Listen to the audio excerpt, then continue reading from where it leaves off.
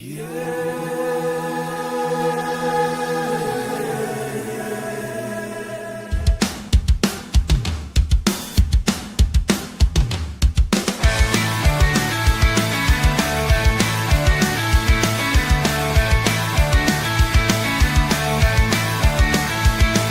the summer solstice starts and we're sitting on a beach or fishing at the lake or just taking a break, the countdown clocks have started, fight songs pass the time. The days may run together, but you know that in our mind it's always Saturday. Take me back to Saturday. Saturday. Give me those 12 Saturdays. Spot the ball. March Madness is a blast, and we love baseball games. But nothing beats the feeling of having a killer slate of games. It's always Saturday. Take me back to Saturday. Saturday. Dreaming of all Saturdays. Spot the ball. Spot the ball. Oh, college football. Sat out your day.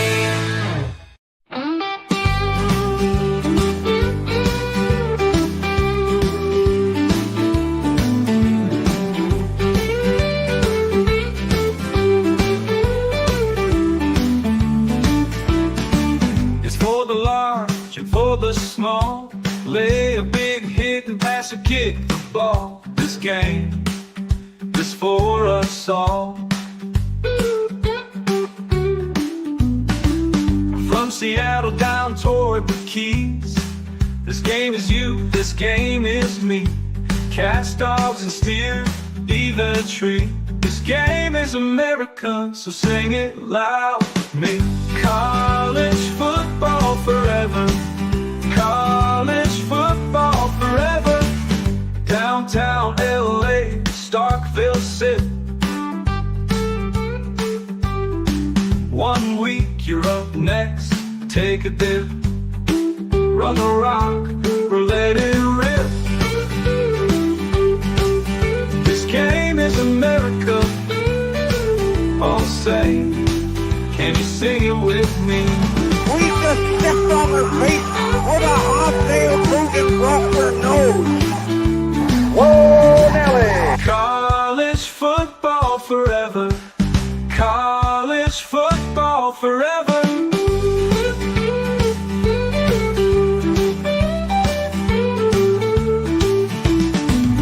College football forever. College football forever.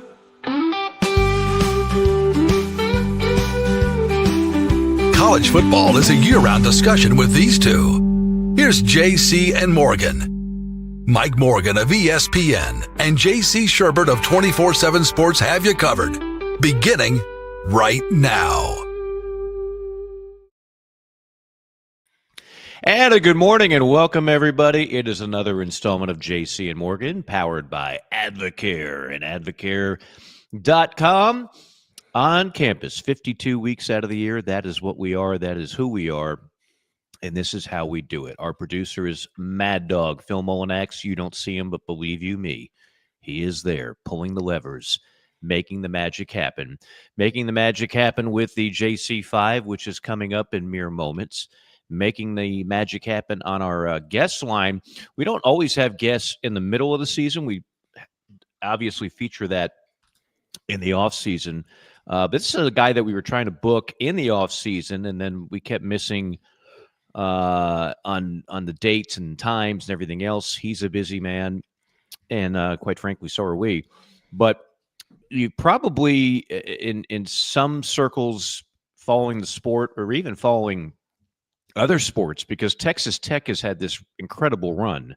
Their women's softball team made the World Series, in part because of a pitcher that signed a 7-figure NIL deal on a transfer.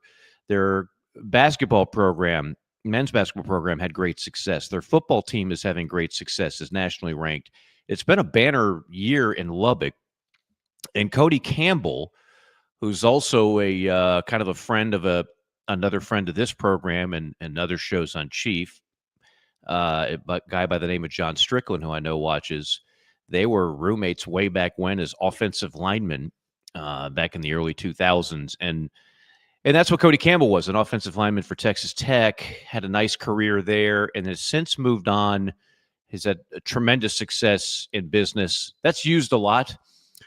A lot of people I know, JC, have had success in business. They're not all billionaires, but that's what Cody Campbell has been able to achieve in the gas and oil business. And then now he is very much involved. He's been appointed by the president. He's been running a kind of a campaign for saving college sports. So we'll learn some things. JC, you're up to speed on this as much as anything, as much as anybody I know. But I think we'll both learn a thing or two when we have Cody on. That'll be in about a half an hour. But first off, week 2 has come and gone in college football. It was not the banner week that week 1 was in terms of matchup. It never is. There's always kind of a little bit of a buzzkill in terms of matchups overall. But there were sneaky good games. I had a chance to call one of them. I'm still recovering. That's why I had to do extra Spark this morning. Speaking of Advocare, I still have a little bit of a Stark Vegas hangover from the cowbells, from the environment, and I'm not complaining about it. It was incredible. It's what we love about college football, and it's those games that I hope we have more of. And it's Mississippi State, Arizona State. Those are the kind of games that, really just – we had the Cy-Hawk. We had a lot of kind of not under the radar, but not blockbuster top 10 games that make college football so splendid. And Mississippi State wound up pulling off the upset. And that crowd, which is only 60,000 people, you and I are in a lot of venues that are 80,000, 90,000, 100,000.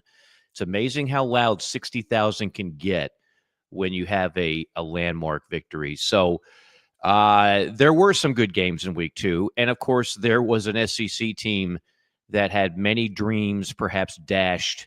And as we talk about hot seats and everything else, Billy Napier in Florida will no doubt be part of that conversation for quite some time, starting with a game against LSU this Saturday. But with all that being said, I'm ready to hear from the man they call Sherb. Jason Yes. Sherb.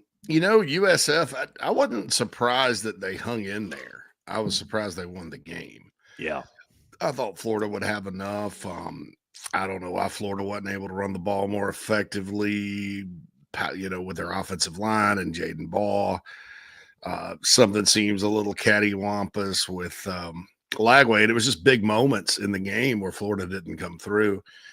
I think last year heading into that season, right, we looked at the UCF game and we were like, oh, boy, Gus Malzahn, KJ Jefferson before, I don't know what happened to him last year down there. But, that looked like a scary game. And then it's like, oh, okay, well, USF's on now. That's kind of the lesser of two evils, but not so. I mean, USF went out and physically whipped Boise State in the opener. Boise State's a pretty good football team, and then went up to Gainesville. And a few years back, when Jeff Scott was coaching USF, they scared Florida to death in a game. I remember USF wasn't very good. Neither was Florida, but the cows came home to roost, and you couldn't stop them at the appropriate time, and it added up to an 18-16 win. Martin Grammatica's son kicks the winning field goal. How about that blast from the past? Yeah.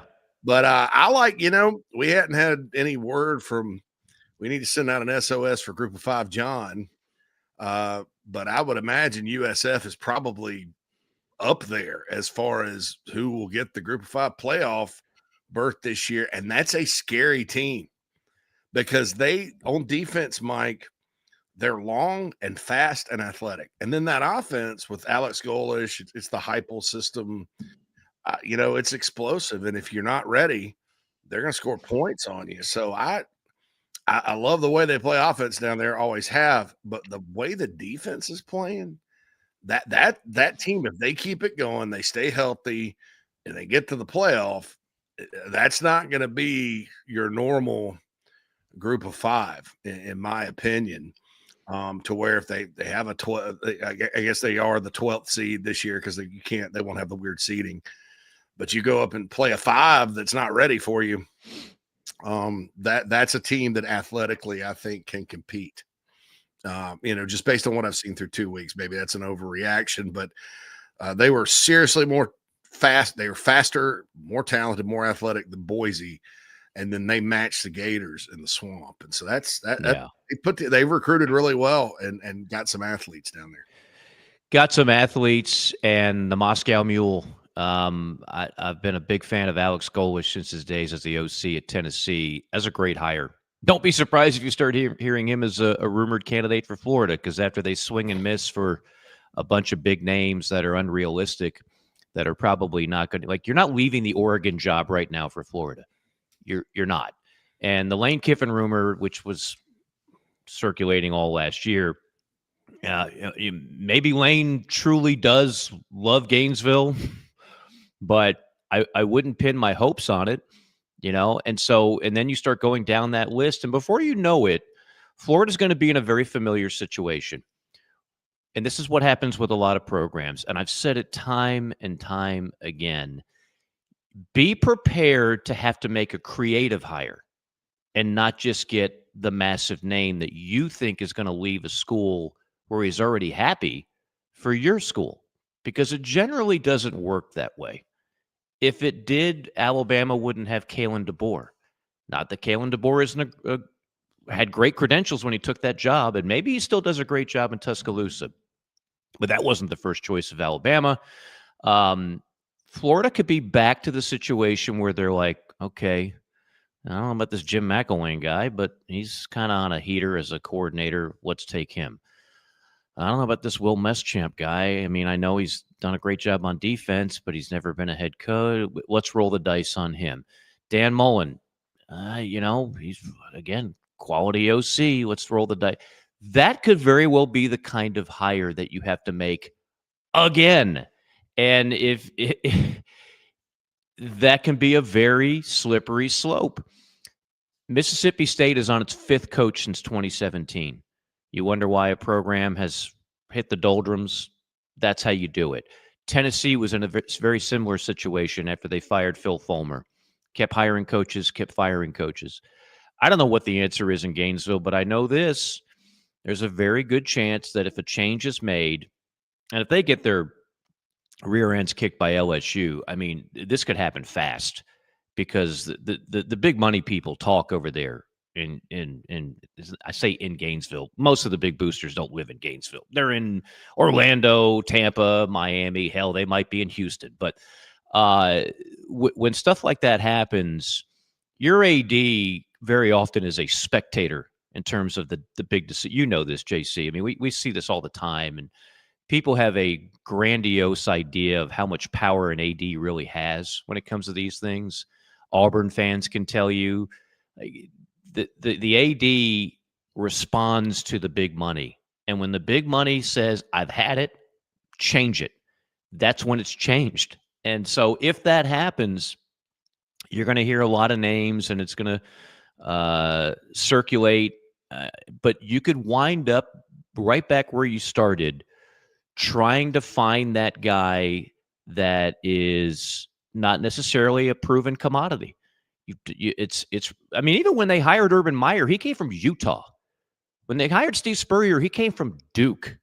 Like, you don't just get guys that are already top 10 program coaches that are having great success and getting paid gobs and gobs of money to say, yeah, you know what, I'm going to leave. And in the case of Spurrier, that's where he won the Heisman Trophy. Like, I say all that to say, you might have seen in the Swamp your next coach, or that kind of coach, that kind of candidate, an Alex Golesh type that doesn't have this massive resume yet, but is still a quality candidate. The other thing about that game, and I listened to Shane Matthews a lot, and he played there a lot. He played there a while ago. He knows a thing or two about football. He said for 7 months, watch out for USF. That is a scary game. That's not one you schedule for a dub. If you want to schedule a Group 5 dub, you can do it. It's not that hard. You can go down the list of the, what is it, JC, about 70 or so Group 5 teams. Once you get past the Power 4, which is 60 or so, you can find yourself an automatic. You want to put Northern Illinois on the schedule. Now, I say that Notre Dame obviously would disagree. I don't know, man. Yeah. All right. Southern Illinois. Southern Illinois. Yeah. Well, you can always go FCS. Yeah, I mean, that's like a next level. Or Bowling Green. Eastern Michigan. Michigan. I mean, you can find your automatic dubs are pretty close to it. USF that got on that bus and went an hour and a half to Gainesville with a bunch of 2-star kids that probably were overlooked in the recruiting process by Florida State, Miami. From Florida. Mm. Yeah, dude. I mean, they still have dogs in that state, man. I mean, Florida talent production goes out of state and doesn't always pick the big three these days. I tend to think all three of those schools overthink it a bit, but what I saw against Boise State and what I saw against the Gators, that is a Florida talent stacked college football team. That's what I'm used to seeing. Fast, athletic, long, creative on offense, loves to play. They're the most. Mike Leach has this, rest his soul, has this profane locker room speech on YouTube I watch, and he's going through the keys of the game. They had beaten Baylor, but they didn't play that well. And so he's like, we got our butts kicked in all of these phases. And one of them's be the most excited to play. Right. And USF clearly was the most excited to play on Saturday. And that's a lesson to be learned. I mean, because when you can match athleticism and you can match speed and talent, you got a good scheme and good coaches, and you're the most excited to play, it doesn't matter if you're Florida State, whoever, and you're playing a USF, that other team has a chance to beat you. No doubt. So the countdown is on, because if you look at Florida's 5-game stretch, you could easily go 1-4, 2-3, and if you go either one of those, you're already out of the playoff before mid-October. You're already done. You're already cooked, and that was the expectation this year with a DJ Lagway back, with an upgrade in talent all across the board. So that'll be go ahead. Cautionary tale for people that do want to throw dirt on Billy Napier. I shall tell you the tale of Marcus Freeman. He lost Northern Illinois, and that was on the heels of some other stuff. And Notre Dame, everybody's disgusted. That was in week 2 last year. They didn't lose again until they got to the championship. True. I don't see that happening because I think Florida's got a much tougher road to hoe than Notre Dame did. And I think Notre Dame was maybe better equipped to do it, but it's a crazy game, right? So I'm not saying you're throwing dirt on Napier, and I'm not either. I'm just saying stranger things have happened, and we're in a very strange time. And after watching the Irish march to the final last year, after that 16-14, very similar type of game, anything can happen. But LSU. It probably could have played better Saturday, but I mean, that's down there. They're looking for revenge. They look really good. I mean, chances are we're going to see the Gators lose Saturday. And I mean, and then there's no break, right? There's nothing. Kentucky's even on the road this year. So who knows? Well, they got Texas. They got at Miami's right after LSU. Mississippi State is not a pushover either. Not at all. They're better at every position, and they got a healthy Blake Shapen, and they got some confidence going. Levy can coach this just in. And I like the example, but Freeman was what, 3rd year last year? Yeah, 3rd. So 3rd season he gets to a playoff. Billy's in his 4th year. Yes, this is the 4th year. And it could go the way of Jeremy Pruitt. Remember Jeremy Pruitt in 2019? They won they were like 3-5 and won their last 5 and won the Gator Bowl, and everybody's happy and they're like, oh, big time. And then the next year in the pandemic year, they start 2-0. They didn't win again till Vanderbilt, and he got fired. So, sometimes that year 3 bump, when you figure it out, is fool's gold. Interesting thing about the Florida job, and then we'll move on. With the exception of since Steve Spurrier, with the exception of Urban Meyer, every coach they've hired has either been from the Nick Saban or the Urban Meyer coaching tree. Muschamp, McElwain, Napier from Saban, Meyer, Mullen was Meyer, obviously. So maybe just Alex Golesh is from the Josh Heupel coaching tree. Maybe go that direction. Maybe get away from the guys that worked for the guys. And find your next Urban Meyer or Steve Spurrier. Yeah. It's going to be interesting. And of course, if you can go to Vegas and find these odds. He's not the only coach that's going to be on the hot seat. I think multiple coaches from the SEC are going to get canned this year. Last year we had 0, which is very, very rare. What are some of the other games you kind of picked up on over the weekend? Any other thing that stood out to you? Yes, the JC5 is basically just impressive performances for you to comment on. I mean, not all of them have fit in. I figured Mississippi State, since you were there calling it, excellent call, by the way. Thanks, man. That was a lot of fun. The game winner, that was amazing. It was another great Morg call. I thought Mississippi State was pretty impressive. Yeah. Missouri's not in the JC5, but that's a rivalry game. I think Kansas, pretty good football team. Kansas had its chances and blew a 21-6 lead, but when Missouri started kind of turning it on, their quarterback looked good. The receiver they got from Mississippi State through the portal looks good. And then Ahmad Hardy, who came in from Louisiana Monroe, that guy, he's big, he's strong, he's a load. Now, in the Big 12, they don't always play defense, and Kansas's defense is probably nothing like Missouri's going to see in the Southeastern Conference. But I was impressed. I'm always impressed by the way Eli Drinkwitz, who also could be a Florida candidate, Missouri's coach. Oh, his name he kind of fits, to be honest. I'm always impressed with the resilience they play with. They'll come back on you. They don't really, his teams. I mean, I'll never forget the Auburn game last year. Auburn had them beat, and Brady Cook goes to the hospital and then comes back and leads them back to a win. They did the same thing to South Carolina at Williams-Brice Stadium last year after the Gamecocks had a comfortable lead. So they're never really out of games. Eli does a good job with that. So that was another impressive one that's not on the JC5. Yeah, no doubt. Well, speaking of the JC5, I think it's time. Open up a can of Whoop 5 from JC Shurburtt. It's time for the top topics in the sport. We bring the JC5. Number 1.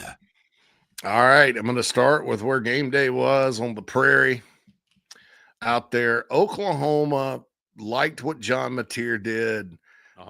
People needed – I don't know what people were – this is one of the problems with NIL. We'll talk about it later. Everybody talked about how Bryce Underwood was making $12 million. They forget he's a freshman quarterback playing against a dang good defense, went 9 for 24. Not the greatest performance by Michigan, but a key win for Brent Venables in Oklahoma. Auburn would be the next big challenge coming up in the Jackson Arnold Bowl, which is intriguing. But a good start to the season for the Sooners and much needed, I think, out there for Venables. Huge win. Michigan had their 5-star quarterback who looked pretty pedestrian, honestly. It was as I watched J.J. McCarthy lead the Vikings to a comeback win last night on Monday Night Football, it was another reminder. It served as another reminder that even though he didn't throw the ball a lot in Jim Harbaugh's scheme of things in Ann Arbor, that was a really good quarterback they had. They haven't had a whole lot of a passing game since. It's been pretty inept, anemic. And that's what it was against Oklahoma. Give Oklahoma some credit. But the bigger story here is Mateer. Mateer, I will be the first one to tell you I did not see a whole lot of Washington State football. And I had to go back and just look at some clips, right? And a combination of looking at some clips and listening to people that I know and trust evaluating this sort of thing told me, look out for this guy. And I started hearing Baker Mayfield comps, and I was like, Baker Mayfield, come on now, Heisman Trophy winner. I mean, he looks a little like him size-wise, but Baker Mayfield, Mike, Baker Mayfield. He looks a lot like Baker Mayfield. He's good. He's going to be a problem. He is going to be a problem for SEC defenses this year. I know some people even picked him to win the Heisman Trophy. I'm not quite there, but I will tell you this: that was one hell of a pickup. One hell of a pickup.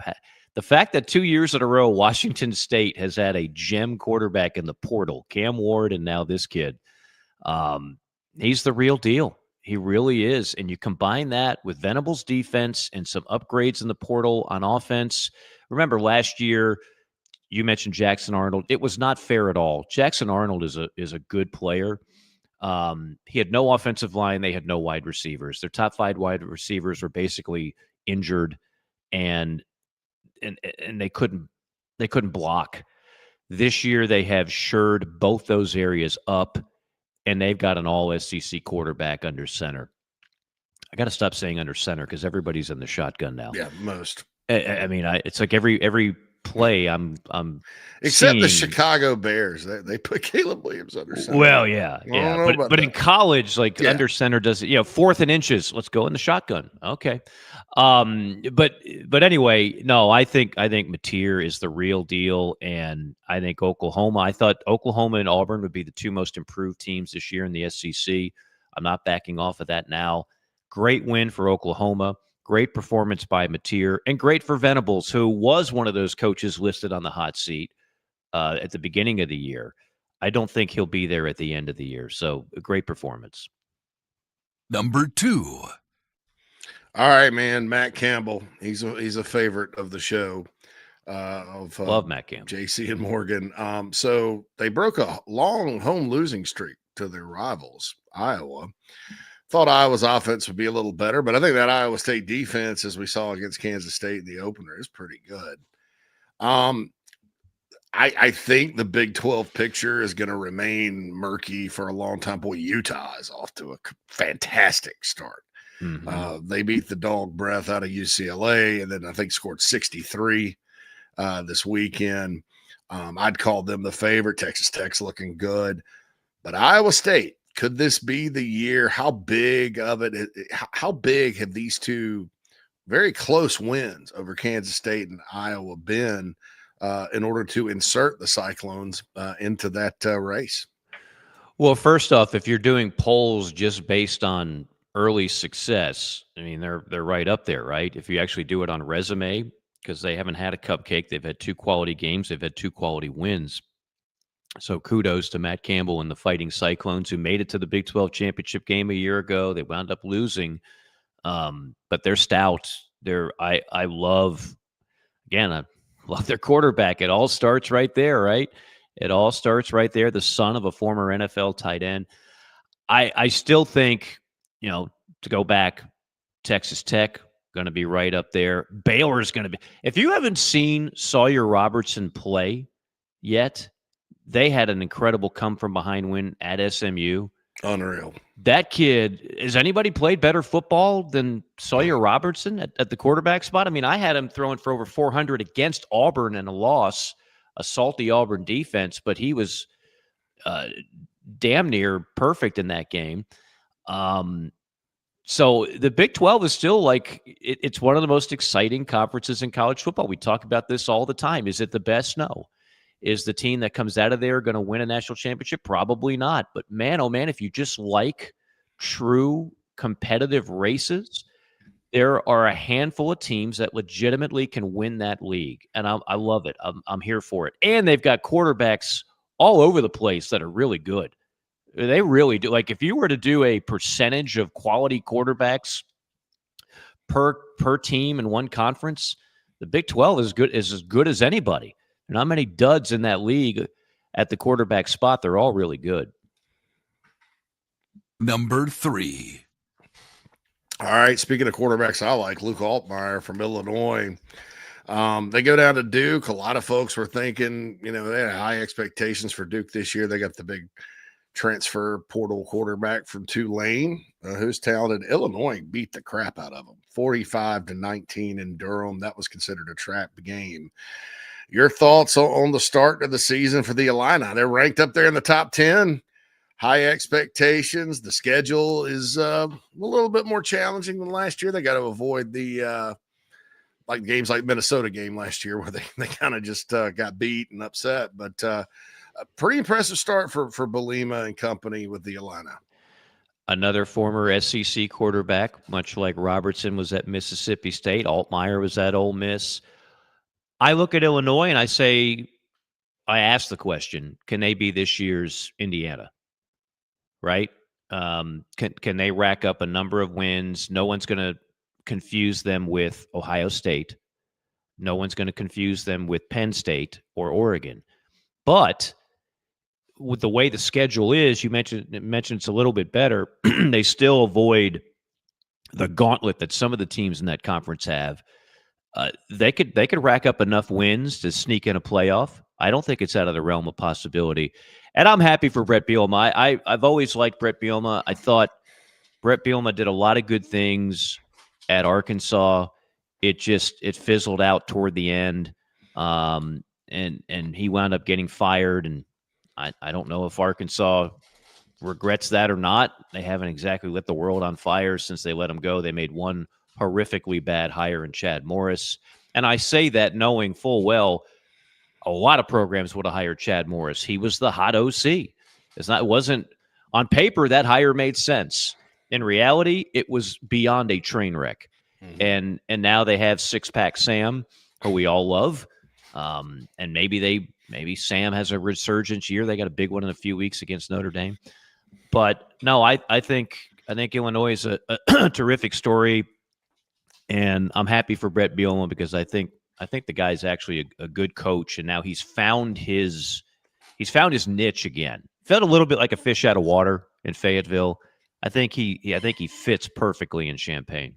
Yeah, they got got Western Michigan this weekend, then at Indiana, a chance to put down that rebellion, and then Southern Cal comes to Champaign, and then you got Purdue on the road, and then Ohio State comes in October 11th. After that, Mike, you got some potential pitfalls at Washington and at Wisconsin, but if you can get through there with maybe one loss, the Illini to the playoff could be a thing. Number 4. All right, let's talk about the Vanderbilt Commodores. And as a college coach told me, we were talking about Diego Pavia, the little engine that could. They go into Virginia Tech, Blacksburg, Virginia. Now, Virginia Tech's lost 14 straight Power 5 non-conference games. Let's just be clear on that. This is not your dad's Virginia Tech, but man, going in there, falling behind in that environment, getting back up off the mat. So here's my question to you. If the name on the front of the jersey was Florida or Miami, name your brand name team, would Vanderbilt not be in the top 25 right now? Yes, and it's an excellent point. Without question, they would be. You go on the road in Blacksburg after they played a competitive game against South Carolina, and you outscore them. I think it was 31-0 in the second half. 34. Thank you. 34-0 in the second half. You run all over them. You dominate the game. Diego Pavia, by now, everybody knows who that is. He clearly is a difference maker. I don't care if he's not an NFL prospect. It doesn't matter for what they do and what Vanderbilt is. It's college football, not the NFL. He is a good college quarterback, and he is a difference maker. Yeah, I think without question. We're just not used to seeing Vanderbilt in that spot. We're not used to seeing Vanderbilt in the top 25 or of that relevance since the James Franklin 2-year run, and it was just that, a 2-year run. But as you know, they've got a big one coming up at South Carolina. That'll be the game that will define how people look at Vanderbilt probably for a while. Because if they go there and don't compete, let's say they lose by double digits, then it'll be like, oh, it's Vanderbilt being Vanderbilt. But if they compete or if they even win the game, I think the line is down to like 5.5. Then everybody will jump that bandwagon big time. And Clark Lee, who could not have started on a worse way, I had that game. They got blown out at home, but to like East Tennessee State, I think it was. He is he has clearly changed the culture there and has something good going on in Nashville. So yes, they would love to anchor down in the top 25, JC. Yeah, they have a wide receiver, Trey Richardson. They got from Washburn College, a D2 school in Kansas. Ah, Was a really good player. the Cody Schrader of Vanderbilt. Here we go. Yeah, I love guys like that. Love those stories. Mhm. And they're out there. Number 5. Okay, so I have a lesson for all of us.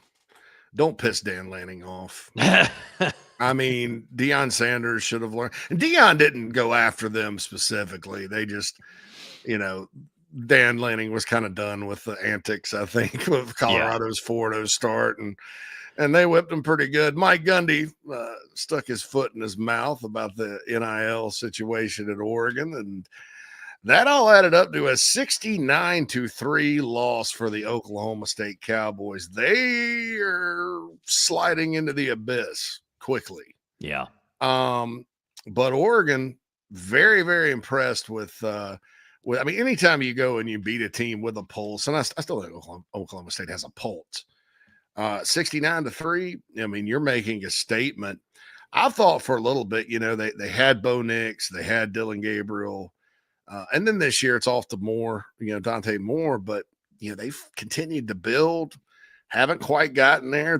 They could be kind of I hate to call them a sleeper because they're in the top 10, but this could be a really good Oregon team that maybe when we talked about national champions in the preseason, we sort of ignored a little bit. I mean, they certainly look like a playoff team to me. And we just don't talk about Oregon as much because I think of geography as much as anything else. You've been to Eugene. I'm going to be out there in a couple weeks for the Civil War. They don't, if they were on the East Coast, if they were in the Southeast, we'd be talking a lot more about them. But they're just kind of tucked away over there. And they don't have Dante Moore is a talent, but he's not the commodity that a Dylan Gabriel was, who felt like Dylan Gabriel was throwing for 300 yards a game for about 17 years in college football. And so everybody knew about him. I think a lot of people are still figuring out who Dante Moore is. But yeah, I have him in the playoff. I had him in the playoff at the beginning of the year. I think the best teams in the Big Ten still remain. You've got Ohio State, you've got Penn State, and you've got Oregon. And they might get a fourth one in, whoever that might be. But I think those three are on really solid ground, and just the talent there, what they're able to put forth. I'm not going to mention the money. We'll talk plenty of money with our guests, but they've got it. They've got the financial resources, and they're not afraid to use them. So without question, I think Oregon's legit. On the Oklahoma State side, I just don't see Mike Gundy surviving. I think this thing has clearly hit a roadblock. And Mike has had the chance to jump ship a number of times. It seems like he was rumored for the Tennessee job for about 10 years. Three different times that I can remember. Yeah, exactly. And Mike's an alum and he played there. And I always like to call that the alumni discount. Like sometimes the fans will be a little bit more, well, he's one of us. And therefore you're willing to overlook some of the warts. I think that time has passed. The he's one of us thing, that's done. He's by far their winningest coach ever. Oh, I know. And if you go back and look, when they had it rolling, I mean, they were the problem was they could never win Bedlam, right? Yeah. That was if Bedlam was not on the schedule, they were really yeah. I mean, if Oklahoma was not in the Big 12, which of course they're not anymore, who knows how many rings Mike Gundy would be flashing.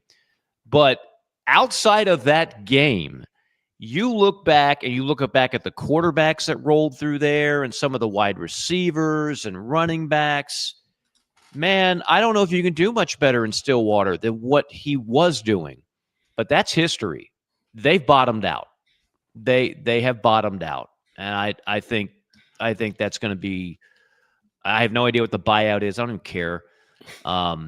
They're going to find a way to make a change in Stillwater. I'm convinced of that.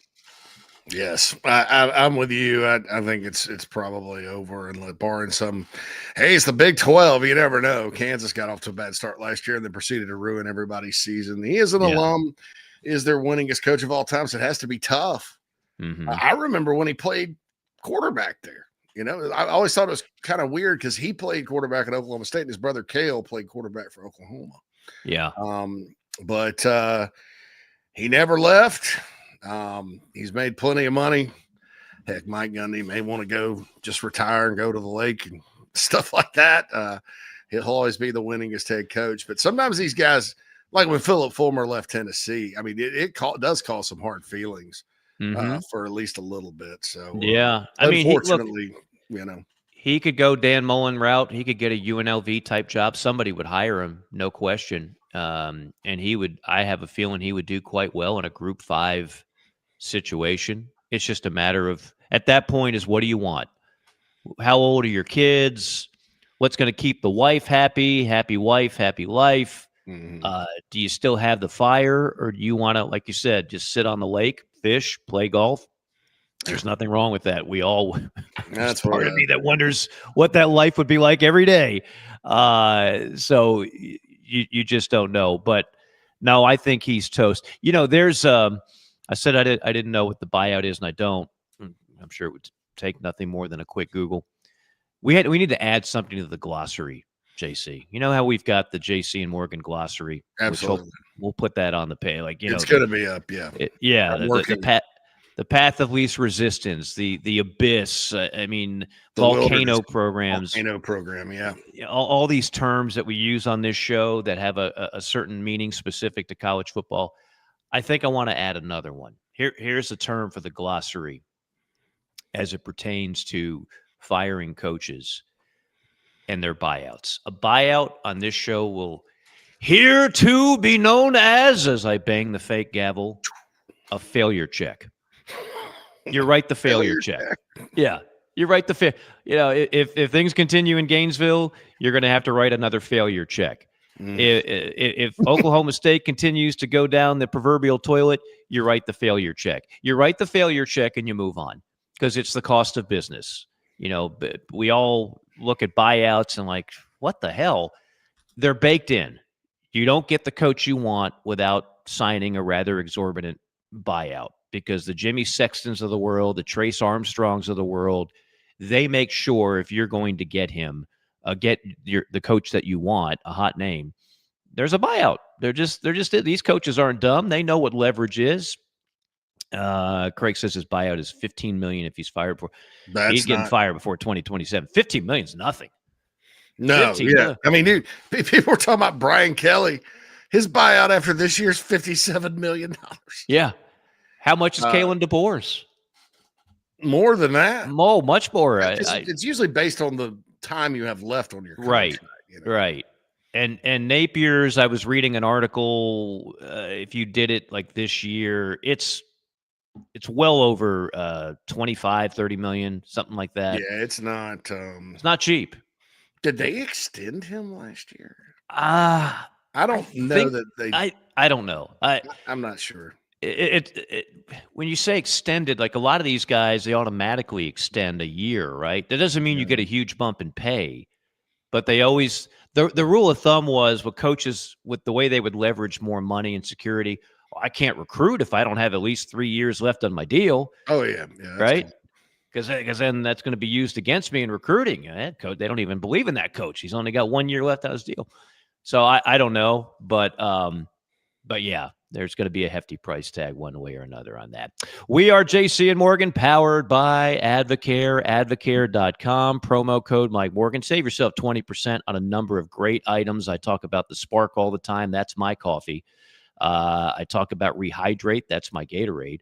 We've had listeners comment how much better they sleep with some of the gummies that they have. It's not what you think. Purely natural, healthy stuff. They have stuff for every daily vitamins. I get that from Advocare. I don't need to go into a GNC and deal with Meathead Mickey. If I want to get something for my workout, they've got that, and it's all delivered to your door. Very well priced and just quality products. I've been using them for 13 years. Go to advocare.com, advocare.com. You can go ahead, go shopping, fill up that cart. Again, promo code Mike Morgan, save yourself 20%. Okay. A guy that probably doesn't need the promo code Cody Campbell. He's done pretty well in football and in business and has a lot of thoughts about what is going on and how to save college athletics, perhaps from itself. We'll talk with Cody when we come back on the other side. It's JC and Morgan here on a Tuesday morning. Morning, Carl. Usual? Yeah. Your oldest was in here the other day. Said the two of you took a trip down to my neck of the woods. How'd that go? You might as well give me one of those Carolina cars while you're at it. I knew I liked that one. Yeah. There you go, my friend. Thanks. Hey, Carl. Congratulations. See you tomorrow, Freddie. You bet. Welcome to Palm Casual Patio Furniture. Because we are the factory, Palm Casual has the ability to offer the highest quality outdoor furniture paired with world-class service. Since 1979, our factory showrooms have done our best to make the buying process as easy as possible for our customers. Our understanding of the many factors that go into your decision has helped us create our 30-day trial period that increases the level of comfort our customers feel during the shopping experience. Visit us in Somerville, Mount Pleasant, Myrtle Beach, and Bluffton, and online at palmcasual.com for our products and out-of-state locations. Go Gamecocks! Hey, folks, want to tell you about our friends at Titan Construction Group really quick. They're a Mid-Atlantic-based general contractor, specializes in retail, restaurant, and office construction. TCG strives to separate itself from other general contractors by adding value every step of the process. From project budgeting to estimation, value engineering to construction, they focus on those relationships and not the transaction. Titan builds partnerships one project at a time. Among their clients are Starbucks, Crumble Cookie, Blake Pizza, Home Goods, 15 plus years experience, based in Midlothian, Virginia, and contracted in Virginia, West Virginia, North Carolina, and South Carolina. So get on their website, TitanCGinc.com. That's TitanCGinc.com. Get in touch with Brad if you're in need of a general contractor that focuses on going above and beyond for their clients. That's Titan Construction Group, a proud sponsor of the JC and Morgan podcast.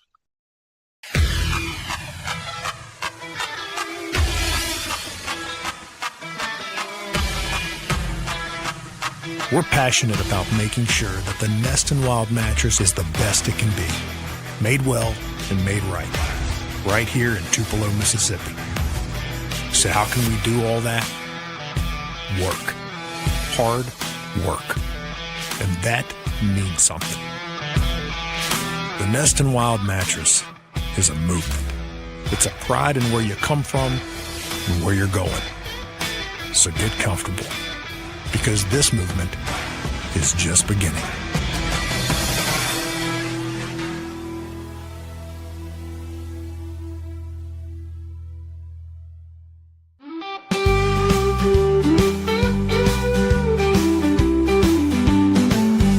This is JC and Morgan on the Chief Sports Network. College football forever.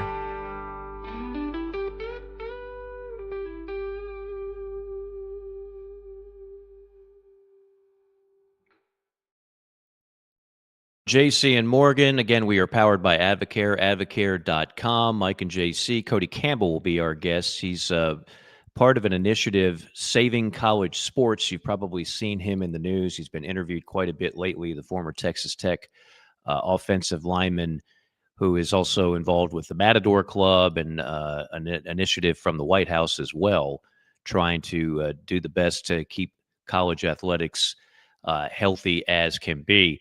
The great thing about doing this show on Tuesday, we can also take a quick look ahead and just some of the matchups that are the most juicy. We talked about LSU, Florida. You've got Wisconsin and Alabama. That'll be a noon kick. Bama's a 3-touchdown favorite in that. Clemson at Georgia Tech. Clemson has not looked good, simply not looked good through the first 2 weeks of play. Georgia at Tennessee. This is where we start figuring things out, JC. What are those two teams made of? We'll find out in Knoxville. That's the 3:30 game on ABC. And, some sneaky good ones. Of course, we talked about South Carolina, Vanderbilt. How about Arkansas at Ole Miss? I think that one's juicy. Texas A&M at Notre Dame. Juicy. Very juicy. That's worth a squeeze or two. Mm-hmm. Those are the main ones that stand out to me just looking at the slate. Yeah, you mentioned Clemson, Georgia Tech. I think that's a key game for Clemson and also Georgia Tech. I mean, they had a nice win out at Colorado. I'm not even quite sure. They beat somebody this past weekend that was, not that good.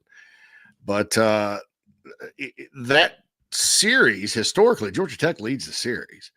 There have been very few close games. Brent Venables, when he was at Clemson, sort of figured out the option. They'd schedule like Wofford or the Citadel early, and they'd get a beat on it.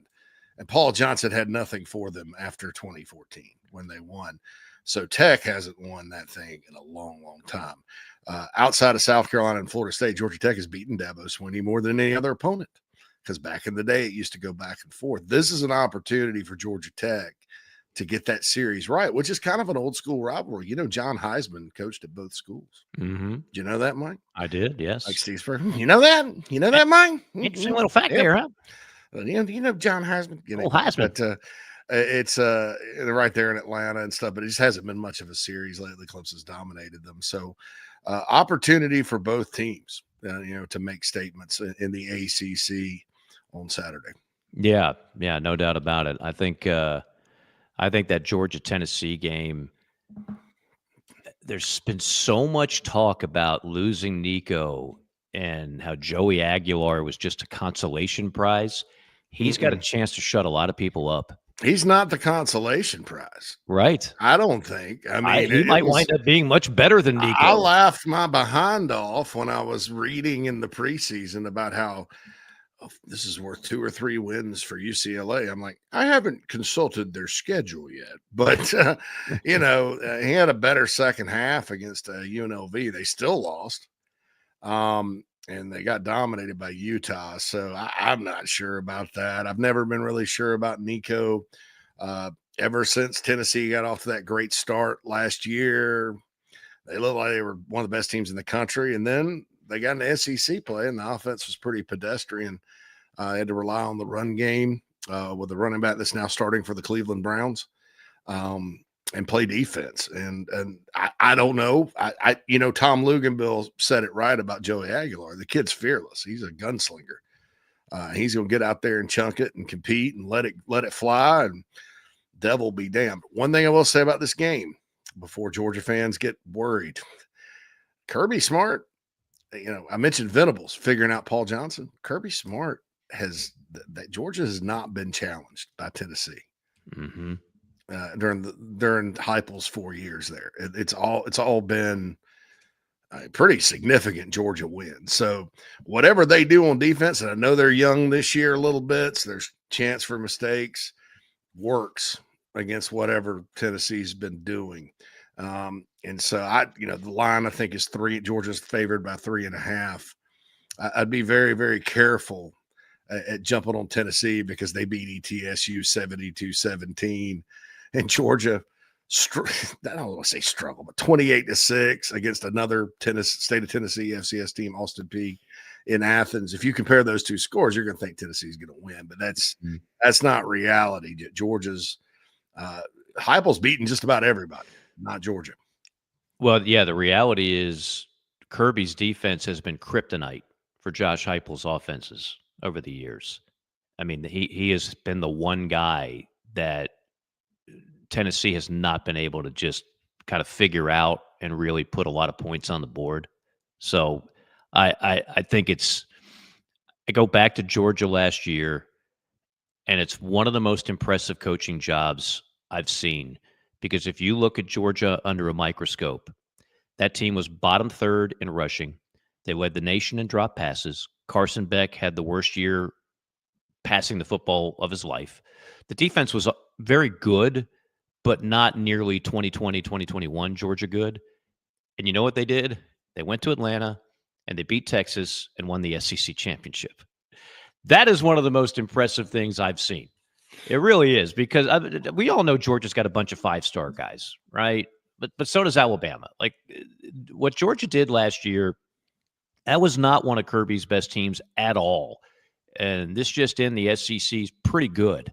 And they still went out there and won the SEC. So that's if you want to talk about culture, that in a lot of ways that is the mere definition of culture. When you can win big prizes when you don't have your best squad, because there's just some things internally that are so healthy and so right that you can still overcome those things. I would tell you Texas was the more talented team in Atlanta that day. Georgia beat them twice, once in the regular season and once in Atlanta. So we'll see how that goes this time out. Yeah, I think I've said that before. I absolutely think you're right. That in beating Texas twice, including a game that wasn't close in Austin, and then coming back like that after losing your quarterback and just sheer guts and determination to win that game in Atlanta, that was impressive. And this is a big early challenge. This is usually the week Georgia plays South Carolina. It's usually the week Tennessee plays Florida. These two teams usually wait till October at least to play, sometimes November, as it's been the last couple of years. So an early test for both teams, as is the case with Ole Miss, Arkansas, and all these other games on the league schedule. Yeah, no doubt. As we're waiting for Cody, our guest, I know he was traveling today, see if we can get him on. Some of the other games you're going to keep an eye on this weekend, this Saturday. Well, you mentioned Notre Dame and Texas A&M, and I, Notre Dame kind of, and I know they did have the Northern Illinois bugaboo, and then ended up winning out. I thought going down there to A&M, season opener, Kyle Field, starting a true freshman at right tackle because your guy got hurt during the week, and winning that game, kind of showed us what Notre Dame could be. Well, A&M has the opportunity to go do the same thing this weekend. It's tough Notre Dame's 0-1. They get the benefit of the doubt if they lose 2 or less. Right. But if they lose 3, they're not getting in. I mean, the schedule's challenging at the first part. It's cream puff city on paper. The second part, there's the Stanfords of the world. Virginia's in there, So you got to get your quality wins now and not go down 0-2. So their backs are a little bit against the wall. For A&M and for Mike Elko, who, they got off to the great start last year and then had a rotten November, lost the bowl game. This is a chance to kind of get the Aggies back into the conversation. Their passing game's been better. Their offense has been better. Defense isn't as maybe as stellar as it was last year, but heck, they've played UT San Antonio and Utah State. So they're going to get challenged in South Bend. It's always special to go play up there, no matter where you're from or what you do. Casey Concepcion, the NC State transfer at wide receiver. Love him. I don't know if State played Notre Dame while he was there or not. It seems like they did in Raleigh, but I'm not positive on that. But, he's got experience, in the ACC, and he's off to a really good start with them. So we'll see. That game's interesting to me, not just because my wife's a Notre Dame fan, but because it's the Aggies going up to South Bend and playing in one of the great venues in all of college football. Remember, they lost at home last year in that game. Yeah, the first game of the year, Riley Leonard was just all guts and Notre Dame's defensive front. I mean, we went into that game thinking the A&M front was going to be the story. Mm-hmm. We came out of that game talking about the Notre Dame defense. So we'll kind of see how it all works. I think Mike Elko is a good coach, though, and so if CJ Carr does not have a good game for the Irish, it could get ominous. Yeah, I'm still trying to figure out what A&M is. I'm just not there yet. This is the game I need to really have a gut feeling one way or another. I know a lot of people are extremely high. A number of people have been pumping up Texas A&M from the offseason to the opening kickoff, a very popular dark horse team to either win the SEC or get to the SEC championship game. I've heard a lot of those whispers. Most talented team, or at least the best team that A&M's had in a while. I just feel like I've heard this movie. I've seen this movie before, and I know it's a different coach, and I'm with you. I like Elko. I think Elko did outstanding work at Duke. Really did. But I got to see more. They haven't played anybody. These are the kind of games that Texas A&M, quite frankly, normally loses.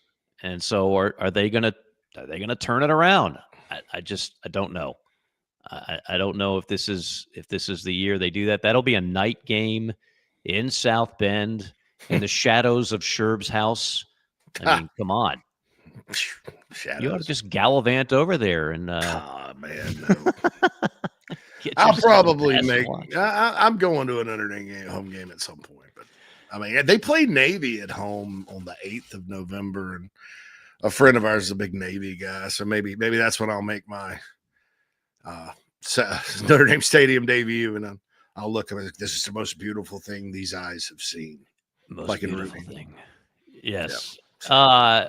Last one, Wisconsin and Alabama. I mentioned that. Alabama's a 3-touchdown favorite. Wisconsin is not Wisconsin, right? Mm-mm. I mean, I don't know what's going on there. They're not your older brother's Wisconsin. They're not contending for Big Ten championships anymore. They don't sneak into the top 10 anymore. They don't have that identity, like they can just run on anybody and everybody when they want anymore. I don't know what Wisconsin is. I don't know what they were thinking. What's that? I don't know what they were thinking. I mean, since the Godfather, Barry Alvarez, led them to new heights with the ground and pound. Belima had the ground and pound. Gary Anderson for 2 years ran ground and pound. Paul Chryst was running the ground and pound and winning. They fire him. Mm-hmm. They hire Luke Fickell, who is a Big Ten guy. He hires Phil Longo from North Carolina, a That didn't spread work. guy. Yep. And it was a disaster. And so you're not, the saving grace, if Luke Fickell can hold on, is there are about 6 or 7 it's a weird year recruiting wise in Wisconsin for 2027. And I don't know if they'll wait that long. Maybe they get somebody new in there to kind of get these guys. A lot of really good in-state offensive linemen, which that state produces. Outside of Melvin Gordon, it produces nothing but great offensive linemen. So if they can get their share, maybe they can get it back. But I was wondering how that would work when he went with Longo, and they're going to modernize the offense, right? Never mind what's worked for 30 years in a place that is all about overachieving because they don't have a big in-state talent base in Wisconsin. And they overachieve in basketball and they overachieve in football by doing what they do. You can get into big trouble trying to kind of change what I call the DNA of a program, Mike. And that's exactly what Luke Fickell did. It was no longer about running the ball, and they've struggled. Now, their defense is pretty good this year. So they've shut out Miami of Ohio, and they beat Middle Tennessee 42-10. So Alabama, better be right on offense this Saturday. But it's down there. Bama beat them pretty good last year. It feels like a game there may be like a cover or something because Bama just is like, well, whatever. I mean, Alabama was motivated last week. They got to keep that up this week against the Badgers. Yeah, I think for Alabama fans, it's not even just about winning the game. They need to show something.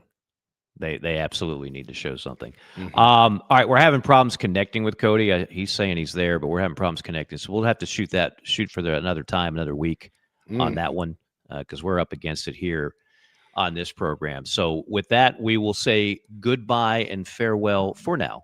And again, we'll be back next week, every Tuesday morning.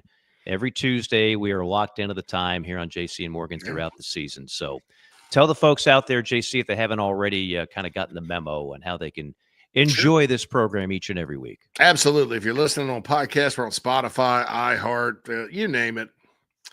We're on all the podcasting things. Please go rate us 5 stars. Also, you can get on collegefootballforever.com for our latest episode or download the Chief Sports app if you'd like to listen live and also of our archives.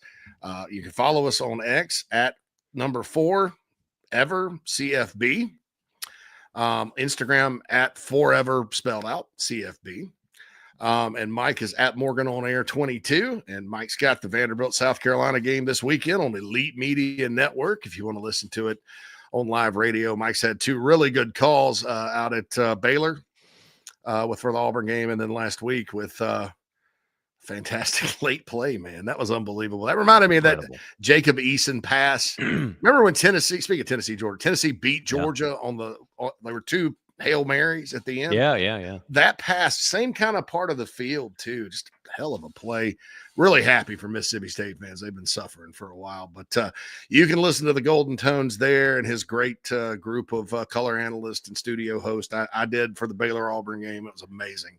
But that's EliteMediaNetwork.com if you want to listen to the National Game of the Week. Yeah, we've got Chuck Oliver, who's we've had on the show a number of times. He's our analyst, does a great job as well. He'll be the analyst this Saturday for that ball game. Going to be a lot of fun, and we'll keep up the great conversation on the Chief Sports Network. A number of shows you can choose from, including ITG, which will commence in about 15 or so minutes. Until then, for the Mad Dog, Phil Mullinax, for JC, this is Mike saying so long. We'll see you next week on JC and Morgan.